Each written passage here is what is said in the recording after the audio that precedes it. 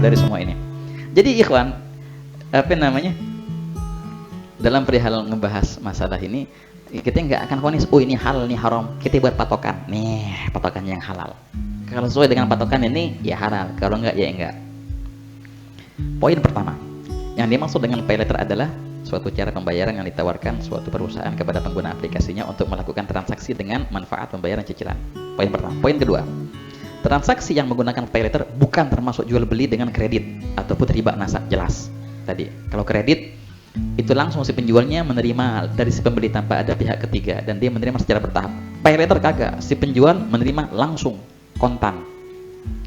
Bukanlah dia jual beli kredit, dan juga bukanlah perihal riba nasa, sama sekali nggak bisa digolongkan riba nasa karena ini bukan robawi. Pun kalau robawi nggak ada nasa di situ, nggak ada penundaan karena langsung dibayar cash. Transaksi yang menggunakan pay letter jika tidak mengandung bunga tambahan yang dibebankan atas si pembeli maka hukumnya boleh. Ini bila mana ada transaksi pay letter yang kagak ada bunga sama sekali dan nggak kena penalti penundaan, itu hukumnya sah-sah aja. Hanya saja nanti iskalnya adanya syarat itu di akad. Sebenarnya adanya syarat, kalau telat bayar sekian itu muskilah sebenarnya adanya syarat, walaupun itu tidak terjadi. Anda nggak telat bayar kok, nggak ada bunga dan nggak telat bayar, sah.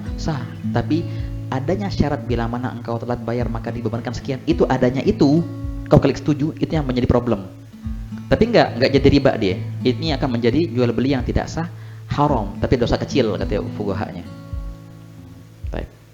4. Jika mengandung bunga, pay letter yang ada bunganya yang dibebankan atas si pembeli maka hukumnya haram bila mana kita jadikan ini sebagai akad gharb, akad pinjaman, dan ini akan menjadi riba gharb, pinjaman yang berbunga.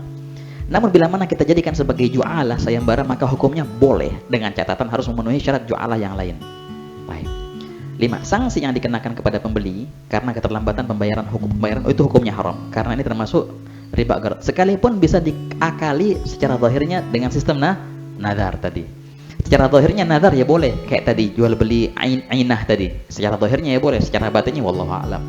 Maka berhati-hati. 6. Untuk biaya admin yang dibebankan kepada si pembeli hukumnya boleh, baik pun kita jadikan itu sebagai ijarah, upah, atau dijadikan sebagai bagian daripada ju'alah tadi, sayembara, atau biaya administrasi pinjaman gharb yang menggunakan madhab Malikiyah, membebankan biaya transaksi pinjaman kepada yang meminjam gitu. Masalah terkait semua pembahasan di atas lebih mengena kepada si pembeli kita ini atau yang memanfaatkan fitur pay letter.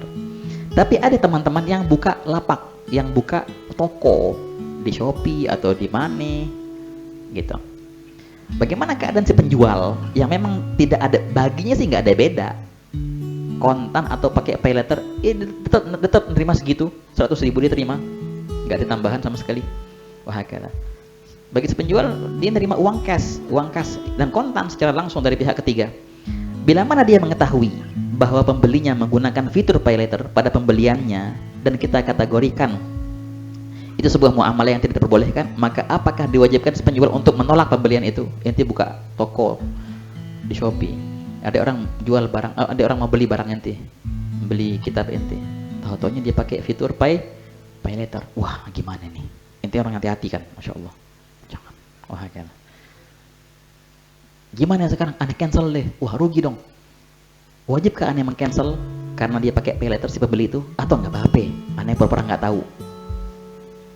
Ini jawabannya.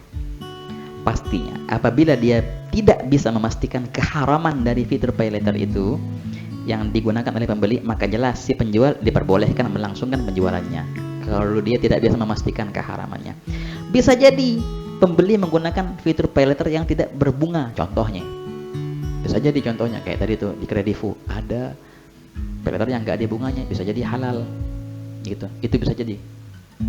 Tapi apabila si penjual bisa memastikan nih, makanya ada board sama ada garisnya itu, si penjual bisa memastikan si pembeli ini pakai pay letter yang berbunga dan pasti itu adalah akadnya akad gharb, bukan akad jualah, maka baru dia tidak diperkenankan untuk melanjutkan transaksi, harus di cancel sama dia.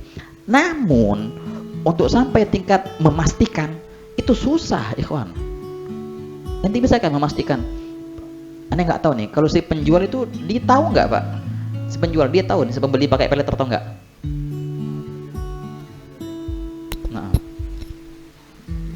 Ada macam-macam di marketplace itu yang apa namanya, di invoice-nya itu tertera, ada yang tidak. Oke. Jadi agak sulit untuk memastikannya Nah itu sebenarnya. dia. Keren banget ini. Ini jawabannya. Ya, tapi Keren, ada keren, juga keren. satu marketplace yang dia mewajibkan si konsumennya itu untuk mencicil. Udah pasti dia pakai pay letter kan. Udah Jadi pasti pakai pay letter, jangan berniaga di situ, maksud saya gitu loh. Oke, keren. Gitu. Kuncinya berarti satu, memastikan. Kalau ente bisa memastikan ini haram, pasti haram, pasti dia pakai pay letter dan pasti berbunga dan pasti kena denda di jatuhnya gitu. Suudzon banget. Pasti ini kena denda nih si pembeli ini, pasti denda. Pasti pay letter itu haram karena pasti, semua pasti, karena pasti itu riba garab. Kalau begitu berarti pasti juga haram ente. Lanjutin. Tamam. Tapi wah aneh nggak bisa memastikan. Nggak tahu dia pakai pay letter apa enggak. Tapi semua transaksi di sini pasti kredit. Pun kalau seandainya pasti kredit, ya bisa jadi dibayar tepat waktu. Ada bunga, Allah bunga itu bisa jadi riba, bisa jadi jualah ya akhi. Semua mungkin. Berarti silahkan engkau teruskan penjualanmu itu. Nah ini yang sering terjadi. Wah keren. Ya, boleh aja sih jual. Makanya kadang-kadang kita berusaha memperinci, itu akhirnya nyusahin gitu ya. Ya ada yang beli, ya langsung jual. Pakai pay letter, pakai nggak tahu nih, yang penting dia beli. Ya silahkan kalau gitu sih. Kalau mau hati-hati, ya silahkan hati-hati, bagus. Tapi ya susah akhirnya. Jadi kuncinya di memastikan haram, maka pasti haram juga. Tidak bisa memastikan haram, maka tidak pasti haram juga penjualanmu itu. Selagi dia tidak bisa memastikan unsur-unsur yang mengharamkan, maka hukum transaksi dengan pengguna fitur pay letter adalah boleh. Nah, pesan dan penutup demikianlah yang kami bisa tuliskan di sini. Mungkin ada beberapa pesan. Hendaknya kita senantiasa meningkatkan wawasan kita ya terhadap perihal muamalat kita yang sehari-hari. Juga berhati-hati dalam menggunakan sistem muamalah yang baru-baru yang kita nggak tahu pandangan syariatnya bagaimana. Jangan sampai kita terjebak dalam riba atau muamalah yang tidak sah. Semoga senantiasa taufik Allah meliputi kita semua dan uluran tangan inayah Allah senantiasa tidak terputus dari kita. Amin ya rabbal alamin. Silahkan kembalikan kepada Alhamdulillah, jazakallah khair kepada guru kita Al-Habib Ahmad Mujtaba bin Sahab yang telah memberikan kita pencerahan yang memang Al-Fakir sendiri juga baru mengetahui. Bahkan sempat tadi terpikir bahwa memang kita harus lebih berhati-hati lagi dalam semua kemudahan-kemudahan yang diberikan. Bisa jadi di belakangnya itu ada sesuatu yang muskilah yang harus kita ketahui ya.